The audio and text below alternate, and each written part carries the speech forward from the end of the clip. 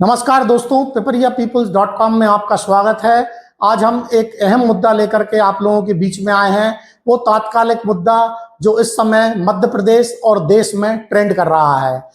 देश में, दिल्ली में जो सीजेपी के कार्यकर्ता हैं वह धर्मेंद्र प्रधान का इस्तीफा मांगने के लिए कल संसद की ओर मार्च कर रहे थे, तो छात्रों के साथ सुरक्षा बलों ने गंभीर लाठीचार्ज किया। और दूसरा मुद्दा है, मध्य प्रदेश में किसान अपनी 100% मूंग खरीदी को लेकर के गांव-गांव में जो है आंदोलन कर रहे हैं, गांव-गांव में जिम्मेदारों के पुतले जला रहे हैं।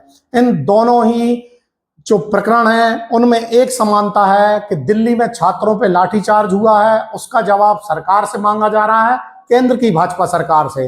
और मध्य प्रदेश में 100% मूंग की खरीदी नहीं हो रही है, उसका जवाब मध्य प्रदेश की मोहन सरकार से मांगा जा रहा है। इन दोनों ही मुद्दों को लेकर के इन दिनों सोशल मीडिया में तरह तरह के वीडियो चल रहे हैं, तरह तरह की खबरें चल रही हैं, तरह तरह के प्रोपेगेंडा भी इसमें चल रहे हैं। इस पूरे प्रकरण में सबसे ज्यादा दयनीय स्थिति भारतीय जनता पार्टी के नेताओं की, जनप्रतिनिधियों की और कार्यकर्ताओं की हो रही है।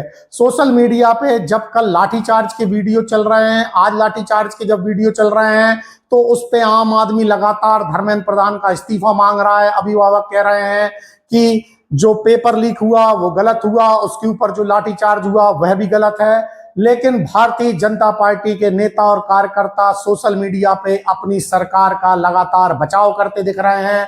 वह पुलिस जो घायल हुई है, सुरक्षा बल जो घायल हुए हैं, उनके वीडियो डाल डाल करके वह पूछ रहे हैं कि ये टुकड़े टुकड़े गैंग है। हम पेपर लीक का तो बिल्कुल विरोध करते हैं, लेकिन इस टुकड़े टुकड़े गैंग का हम समर्थन नहीं करते हैं।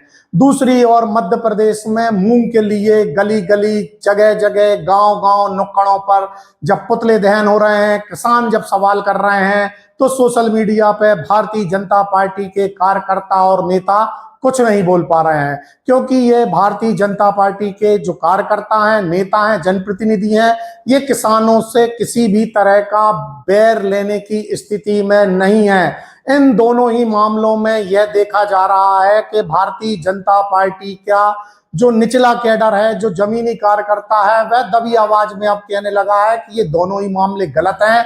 सरकार को इन दोनों ही मामलों पर ध्यान देना चाहिए। मध्य प्रदेश में किसान का दाना दाना खरीदना चाहिए, क्योंकि पिछले 15-17 सालों से शिवराज सिंह चौहान किसानों का दाना दाना 3 फसल का खरीदते आए हैं। वर्तमान की मोहन सरकार भी पिछले 2 साल से किसान की मूंग का दाना दाना खरीदती आई है। लेकिन इस बार ऐसा क्या हो रहा है कि किसान आंदोलन होने के बाद भी सरकार ध्यान नहीं दे रही है।